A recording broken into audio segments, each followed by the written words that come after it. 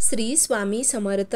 तुम्हा सर्वांचं माझ्या यूट्यूब चॅनलवरती अगदी मनापासून स्वागत करते। तुमच्या मनातील सर्व काही चांगल्या इच्छा स्वामी महाराज नक्की पूर्ण करो हीच स्वामींच्या चरणी प्रार्थना करते आणि आजच्या व्हिडिओला सुरुवात करते। तर आजचा व्हिडिओ खरंच खूप महत्त्वाचा आहे। 4 ऑगस्टला आपल्यात सर्वात मोठी दीप अमावस्या आहे, म्हणजेच आषाढी अमावस्या आहे।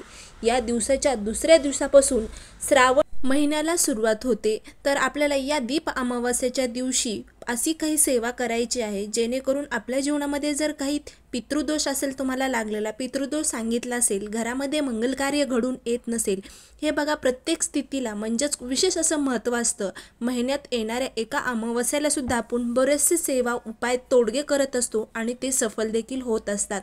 पण या अमावस्याच्या दिवशी, दीप अमावस्याच्या दिवशी जर काही पितरांसाठी तुम्ही सेवा केली तर नक्कीच तुमच्यावर काही पितृदोष असेल, घरात मंगल कार्य घडवून येत नसेल किंवा एखादं कार्य हातात घेतले आणि ते योग्य ते पार पडत नसेल, बरेचसे त्या म्हणजे कार्यामध्ये अडथळे येत असेल, तर तुम्ही नक्कीच 4 ऑगस्टला दीप अमावस्येच्या दिवशी ही सेवा करा। नक्कीच तुमच्या ज्या काही अडचणी असतील त्या दूर होण्यास तुम्हाला मदत होईल। तर या दिवशी काय करायचं आहे, आपल्या सर्वांनाच माहिती आहे की आपण या दीप अमावस्येच्या दिवशी घरातले सर्व काही दिवे जे आहेत ते स्वच्छ केले जातात आणि त्याची पूजन केले जाते। तर तुम्हाला हा उपाय संध्याकाळी 6:30च्या नंतर करायचा आहे। पण तुम्हाला जे दीप अमावस्या जी आहे, आपण दीप घरातले दिवे जे आहेत ते स्वच्छ करतो ते सकाळीच करत असतो आणि त्या दिव्यांची पूजा करत असताना आपण कणकीचे दिवे वापरून आपल्या घरातल्या दिवेची पूजन आपण करत असतो। तर संध्याकाळी 6:30च्या नंतर काय सेवा करायची आहे, तर ती सेवा आपल्या पितरांसाठी करायची आहे। पितरांच्या स्मरणात आपल्याला एक सेवा करायची आहे जेणेकरून आपल्याला जर पितरांचा दोष असेल तर तो निघून जाण्यास आपल्याला मदत होईल।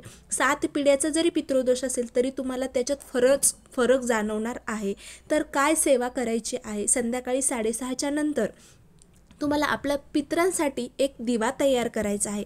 तर दिवा कशा प्रकारे तयार करायचा, आता ह्या दीप अमावस्येच्या दिवशी आपण घरातले तर सर्व दिवे साफसफाई करतच असतो, म्हणजे स्वच्छ करतो। आपल्या मुलांचं औक्षणसुद्धा आपण या दिवशी करत असतो दिवे तयार करून।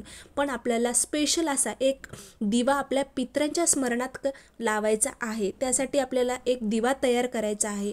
कणकीचा दिवा, गव्हाची पीठ घ्यायचं आहे, त्याच्यामध्ये हळद पण टाकायची नाही आणि मीठ पण टाकायचं नाही, तसेच कणिक आपल्याला थोडीशी मळायची आहे। तुम्ही सिंगल दिवा एक करू शकता किंवा चौमुखी जो दिवा असतो, 4 तोंड त्याला करायचे असतात, तसा जरी दिवा केला तरी चालेल। तर तुम्हाला चौमुखी दिवा तयार करायचा आहे आणि त्या दिव्यामध्ये मोहरीचं तेल तुम्हाला टाकायचं आहे। मोहरीच्या तेलाचा दिवा तुम्हाला प्रज्वलित करायचा आहे, त्यामुळे मोहरीचं तेल त्या कणकीच्या दिव्यामध्ये टाकायचा आहे आणि त्या कणकीच्या दिव्यामध्ये टाकल्यानंतर त्या कणिक अशी आपल्याला जो दिवा बनवलेला आहे तो जमिनीवर ठेवायचा नाही, तर त्याच्या खाली तुम्ही एखादं झाडाचं पान किंवा एखादं खपट ठेवायचा आहे तुम्हाला आणि तो दिवा तुमचा जो मुख्य दरवाजा आहे त्याच्या बाहेर दक्षिण दिशेला तुम्हाला हा दिवा प्रज्वलित करायचा आहे। दिवा प्रज्वलित केल्यानंतर दक्षिण दिशेला तोंड करून आपल्याला आपल्या पितरांचं दर्शन घ्यायचं आहे, पितरांना नमस्कार करायचा आहे। त्यानंतर त्या दिव्याला सुद्धा आपल्याला नमस्कार करायचा आहे। दिव्याला हळदी कुंकू लावायला मात्र विसरू नका। जर तुमची दीप अमावस्येच्या दिवशी तसेच प्रत्येक महिन्याला येणाऱ्या अमावस्येच्या दिवशी विशेष असं महत्त्व असल्यामुळे गंगा स्नान, तीर्थस्नान, त्याचबरोबर पितरांसाठी म्हणजे पितृदोष दूर होण्यासाठी काळे तीळ सुद्धा दान केले जातात। पण विशेष असं या दिवशी जर तुम्हाला पांढऱ्या वस्तू जर कोणी खायला देत असेल, विशेष असं पेढा, आता ह्या दीप अमावस्येच्या दिवशी तुम्ही घरातून बाहेर पडलात आणि कोणी जर तुम्हाला पांढरी वस्तू एखादी खायला दिली, विशेष असं पेढा म्हणलं मी कारण पांढरी वस्तू आहे, तर ती सुद्धा तुम्ही कधीही खाऊ नका, कारण विशेष असे काही दोष सुद्धा आपल्याला लागत असतात।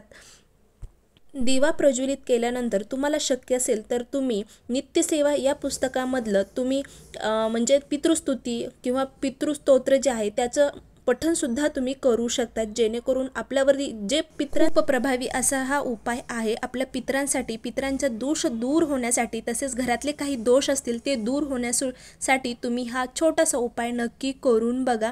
केल्याने सर्व होतं, फक्त आधी केलं पाहिजे, त्यासाठी खूप छोटा उपाय आहे, नक्की करा। तर या प्रकारे आजचा व्हिडिओ होता। खरंच व्हिडिओ आवडला असेल तर नक्की लाईक, शेअर आणि सबस्क्राईब करायला मात्र विसरू नका। श्री स्वामी समर्थ। जय जय स्वामी समर्थ। अवधूत चिंतन श्री गुरुदेव दत्त।